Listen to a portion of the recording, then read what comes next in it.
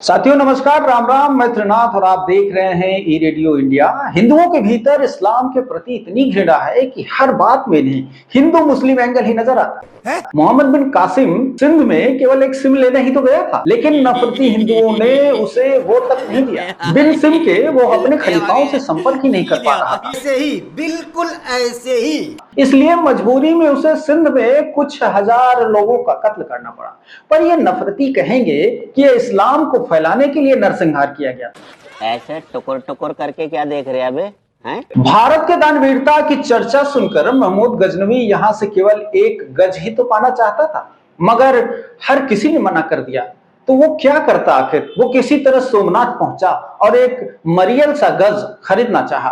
पुजारियों ने उसे दुत्कार दिया। बस इसी वजह से उसे वहां का मंदिर तोड़ना पड़ा और 2-4 हजार मामूली कत्ल करने पड़े। भाई आप ठीक हैं? ये मेरी प्रॉब्लम है। गज भी नहीं दिया और नफरत से नाम भी धर दिया गजनवी।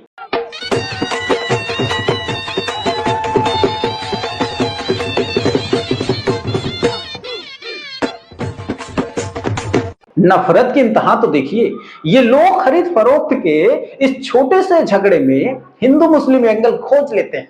मोहम्मद गौरी की पत्नी काली थी। वो बस एक तो फेयरनेस क्रीम उसे गोरी करने के लिए चाहता था। इतनी लंबी यात्रा कर एक खरीदार भारत आया, पर ब्राह्मण और क्षत्रियों ने एक छोटे से ब्यूटी प्रोडक्ट के लिए उस पर आक्रमण कर दिया। ओरी बाबा! और उसे मलिच कहकर अपमानित किया। विवशता में उसने युद्ध लड़ा और तुर्क शासन स्थापित कर दिया। लेकिन इन लोगों ने फर्जी इतिहास लिख दिया ये कि इस्लामी आक्रमण था और हिंदू मुस्लिम का मामला था।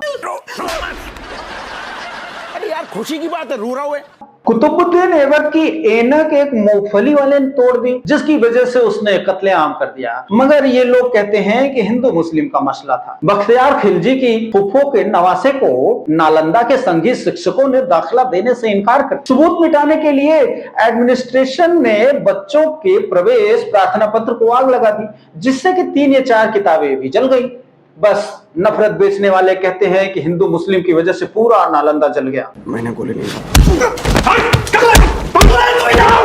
औरंगजेब शाहजहां पर ये सभी हेटर्स हिंदू मुस्लिम का आरोप लगाते हैं, जबकि इन्हीं ने 6331 मंदिर बनवाए। कश्मीर से पंडितों का पलायन तो दिल्ली में गर्म कपड़े बेचने के लिए रोजगार की तलाश में हुआ। लेकिन नफरती कहते हैं कि हिंदू नरसंहार था। बहुत बड़ा फिसलू कैरेक्टर हूँ सर। मोहल्ले वाले कहते हैं कि हम खानदानी फिसलू हैं। पहलगाम में मासूम आतंकियों ने मारने से पहले उत्सुकता बस नाम क्या पूछ लिया कि इन घृणित लोगों ने उसे भी हिंदू मुस्लिम से जोड़ दिया।